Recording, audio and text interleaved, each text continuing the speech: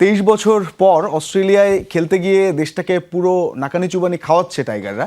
Darwin টেস্টের প্রথম দিনের মতো দ্বিতীয় দিনেও অস্ট্রেলিয়ার গণমাধ্যমগুলোর খবরের শিরোনামের বড় জায়গা জুড়ে কিন্তু আছে লাল সবুজের প্রতিনিধিদের বিজয়গাথা।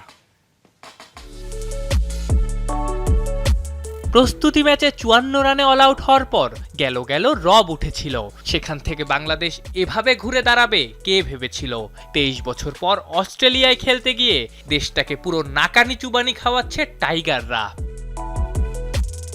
অ্যাডাম গিলক্রিস্ট, ডেভিড ওয়ার্নার কিংবা অ্যালিসা হিলি সর্বস্তরের অজি ক্রিকেটারদের থেকেই প্রশংসা পাচ্ছেন তামিম, শান্ত, হাসানরা।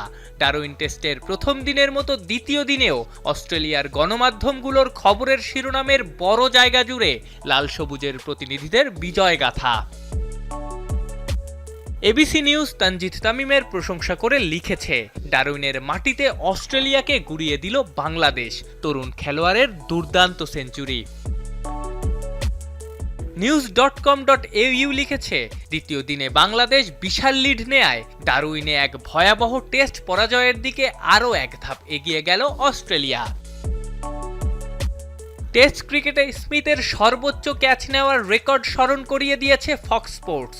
তারা লিখেছে, স্মিথের ইতিহাসের আগে নবাগত ওপেনারের সেঞ্চুরির চমক, ঘুরে দাঁড়ানোর কঠিন চ্যালেঞ্জে অস্ট্রেলিয়া। আর একটা রিপোর্টে ফক্স শিরোনাম করেছে, এই টেস্ট জিততে মিরাকলের অপেক্ষায় স্বাগতিকরা। ইয়াহু নিউজ অস্ট্রেলিয়া লিখেছে, এই টেস্টে ঘুরে দাঁড়াতে অনুপ্রেরণা নিতে হবে হাসি ওয়ার্ন থেকে। বাংলাদেশকে প্রশংসায় ভাসিয়েছেন রবিচন্দ্রন অশ্বিন।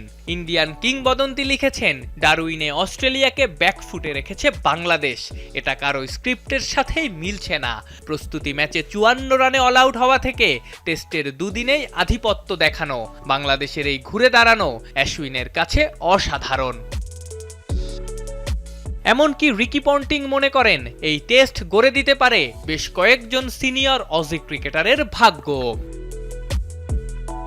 আফনান পিয়াল, যমুনা স্পোর্টস।